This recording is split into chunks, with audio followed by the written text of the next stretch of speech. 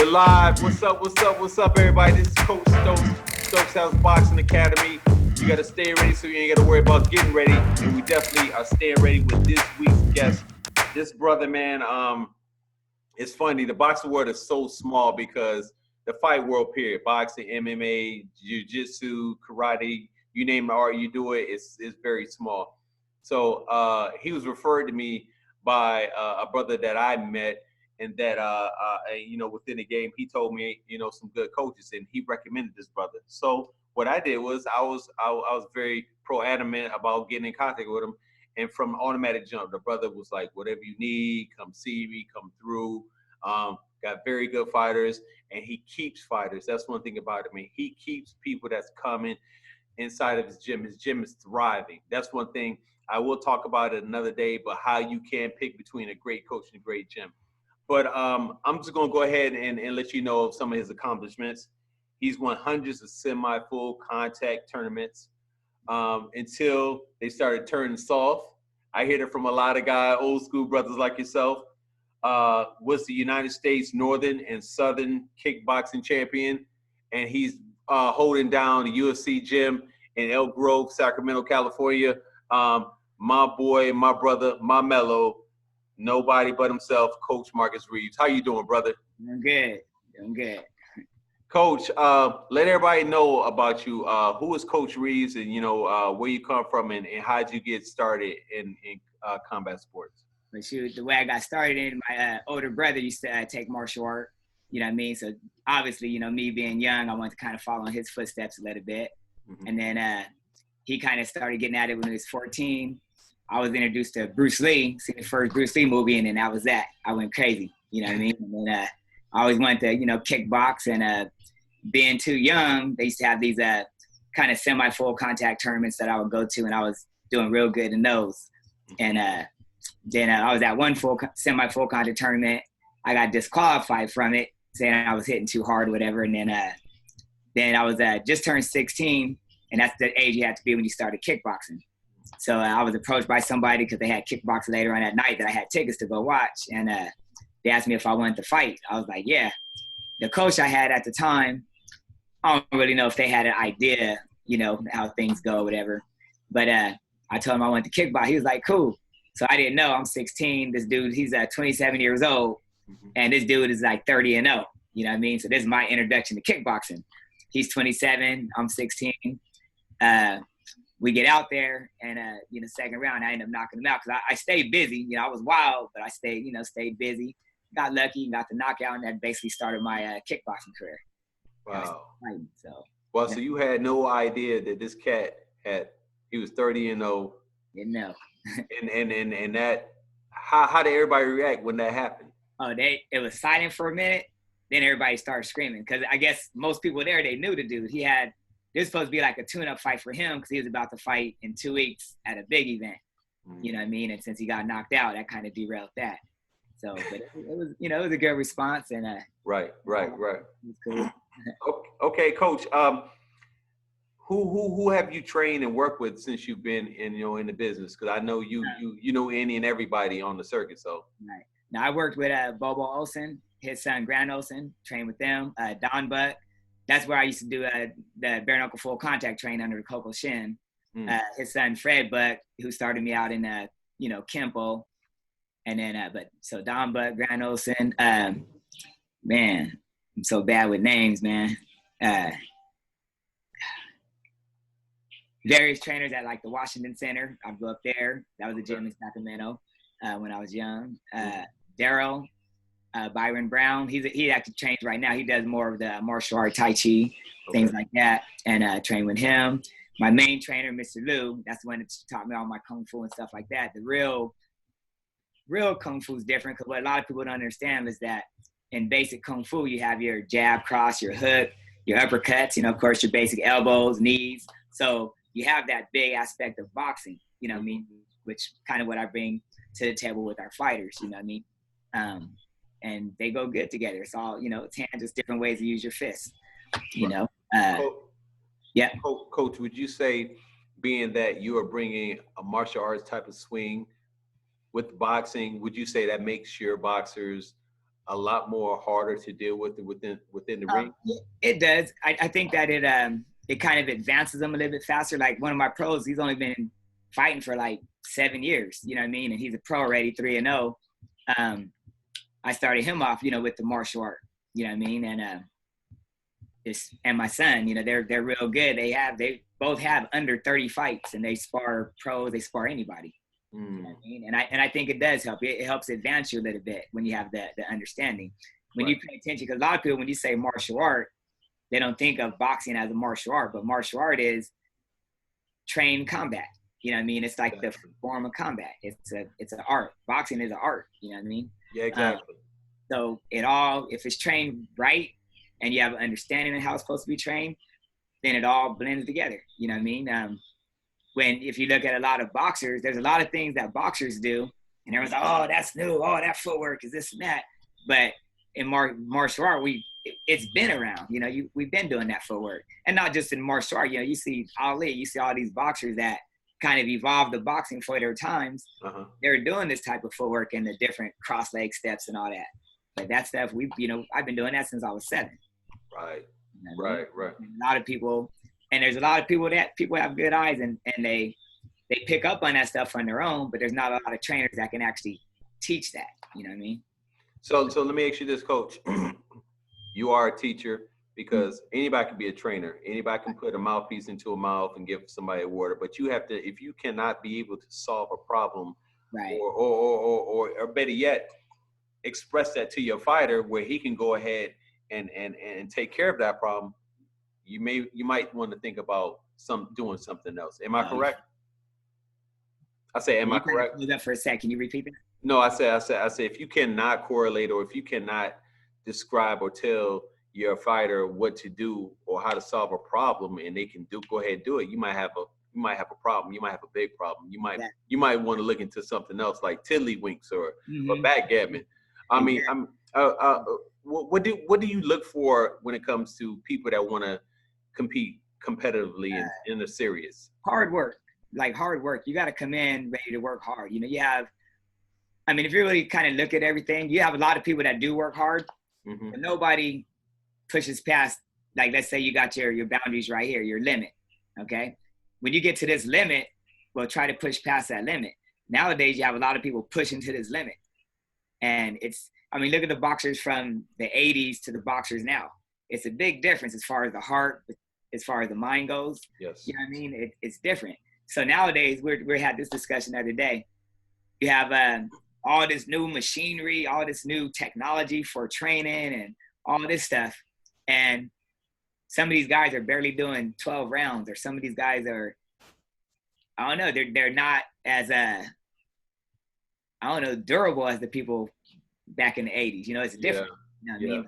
The mindsets are weaker, you know, but then again, you have a lot of trainers that don't really have an idea about training, you know what I mean? And all of a sudden they're training people, you know? I used to hear the stories of, this trainer had a good fighter, and all of a sudden his dad, who never boxed before, decides to take his son and start training his son himself.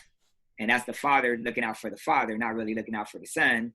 But the father then took over the son's career, and all of a sudden now the son's doing good off of what he used to do. Right. Now the father opens up a gym. Now he's training all these people that he don't really have an idea about fighting, just from he watched. You know what I mean? Yeah. And not putting people down, because there's some people that can never fought before that are good trainers that can pick up things and they learn and, you know, really studied it and they can get it across to people. But on the most part, a lot of them can't. So you know, I think, there's a lot of boxers going pro that shouldn't be pro, and it kind of dilutes everything that's going on. Right. I think it's that microwave society that we live in today, Coach, because it makes a lot of entitled kids. And I see it, you know, when we were coming up, man, I mean, wasn't nobody giving you nothing. If you wanted to get that rep, if you want to be the baddest man in your city or your town, then you had to go out and you had to take it. You had to prove it. And they weren't going to give you nothing. But once you got it, it was like, hey, Reaves, he bad. Yo, he knocked that cat out. You know what I'm saying? The dude that was 30-0, you earned just stripes. But nowadays, these kids want everything so fast, Coach. I mean, like, look at these dynasties they doing in football and basketball that they trying to put together because they trying to roll over money and make things turn so much more faster. So I think we live in I think we live in a society where there may a lot of coaches not jaded but become cookie cutters, where it's like, okay, then yeah, no problem, Mike, you're doing great, when they know his technique looks like crap on the bag. Exactly. You know, so I agree with you wholeheartedly with that, Coach. Coach, let me ask you this. I want to jump right into these questions, man. So this is my one that I ask everybody, Coach, and I want to see where you coming from, brother, when it comes to this. It's one question, but it's in 3 parts. Okay. Okay. If you could design the perfect boxer, Coach Reaves, the perfect boxer, using 3 skill assets: offense, defense, and ring generalship, meaning IQ in within ring, who would you pick out of your favorite fighters? So when it comes to offense, defense, and ring IQ. So first, offense, who's your favorite fighter? Offensively, I would say I like the old Tyson, the aggressive, coming in, mix him up with a Mayweather defense with a Pacquiao output.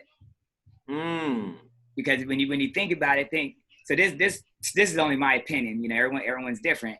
But if you think about it, when you fight amateur, you're fighting amateur, and amateur is about that high output. Okay. Right. Now keep training the same way. You get smarter with your offense and defense. Once you get smarter with your offense and defense, don't kill the output that you're doing. You just became smarter with this high-paced output. Now, as you go pro, you're smarter, and you're able to pick your shots so quick off of that because you still have a high output. Like if Pacquiao had a good defense and had the Tyson explosiveness or the Tyson combinations, he was tighter with his punches, that'd be a crazy fighter. Right. You know what I mean?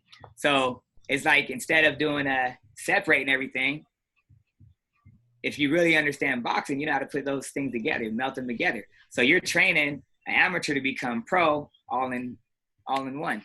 You know what I mean? It's not like, okay, I train with him amateur, now I got to go with him over here to turn pro.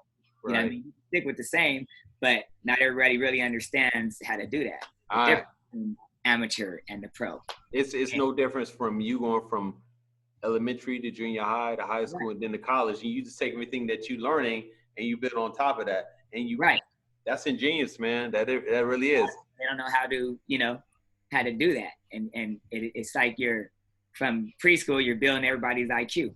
You know what I mean? They're getting stronger and stronger, so you're increasing the exercise, building up their IQ. You know what I mean? Learning how to pick the shots at that pace. Yes. Yes. So, and I think that's, we could have, I think, better fighters if they kind of did that. You know what I mean? My opinion. No. Hey, and I thought your answer was dope, because those 3 individuals, man, you put all them together. That's somebody that you. Right. They are not going to want to fight. They're going to be ducking and dodging. They're going to be giving people, man, it's crazy. Right. It's crazy. Yeah. Think of a fourth when you think of the Margarito toughness. You Whew. know what I mean? So if you got somebody that's that tough with a good defense and a good offense, and usually it's in sections. You got somebody that's good with their defense. That's him. You got this other guy who's good with their offense. That's him. You got this other guy that's just tough. You know what I mean? You got this other guy that fights like a scrapper. And those things, they're not allowed of them put that stuff together. Coach, can you hold on for a second? Yeah. Hold on.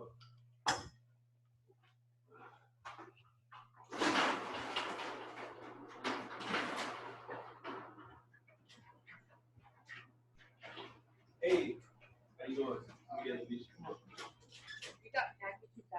Oh, God. Somebody's been having fun with crime. I'll tell you. Oh, yeah, that's probably the wifey. Always.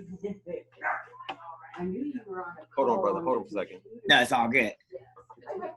Well, I did one in my credit card and I thought, no, and then you're come on, let's go here. And then did I not cover myself? All right, brother. Sorry about that, man. It's all good. But one more question. This is one I just thought of, and I thought about it when it came to you, man. Because I was like, I want to give this cat something that I ain't never gave nobody else. Okay. So you got 24 hours to live. 24 hours to live, brother. Okay. And You can test your skills against anybody. Your boxing skills, your fighting skills against anybody. Before you die, who would you love to fight? It doesn't matter if it's martial arts, past or present. Okay, let me see. I would like to fight Mayweather, and the reason is like, you know, you get these ideas in your head about how you can crack a code, you know what I mean? And no one can crack that code, but I got some ideas, you know what I mean? And that's Mayweather's one of my favorite fighters, and I never want to see that brother lose a fight, for real. Don't want to see him lose a fight. Right. But in the back of my mind, it's like, I wish I was able to train somebody to fight Mayweather, because there's some things that I think nobody's doing against Mayweather, you know what I mean? Right. But I wouldn't put it out there because I don't want to see him get beat unless it's me. Right. So, you know, and you know, my son, you know, he knows Mayweather and all those guys. So, you know, we're cool with them guys. Okay. That was good. Mayweather. You know what? I was trying to think about who I would want to fight. Man, it's crazy. I think I would want to get in there with the great Sugar Ray Robinson, man. Oh yeah. Well, yeah, you talked back then, yeah. Yeah, you know. I mean, and it ain't got to go 15 rounds, brother. It ain't got to go 12, man. Give me 4 rounds with the brother. That's all I need, man. You know what I'm saying? So. Yeah, no, that's a good one. You know. So, Coach, hey, before we conclude, brother, what is your message that you want for everybody to know when it comes to you, man? Message to the world. No, just man, be open-minded. You know, everybody be at peace, man. And you know, all the gyms, there's so many gyms that don't really like each other, man. But if we all come together, it don't matter who makes the next great fighter, man. We all had a part to do with that. So, you know, I'm all about peace and, you know, everybody getting along. And shoot, let's get that work. Right. You got anything planned coming up in the future? Any fights? Anybody that you working with?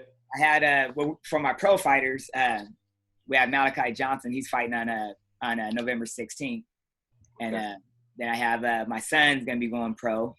We're actually working on getting his pro license now, so next year he'll be going pro. Okay. I will be throwing some pro-ams. So okay, get your son on that card. Good to go. Big up. I appreciate that. So, you know, little things in the future. Okay.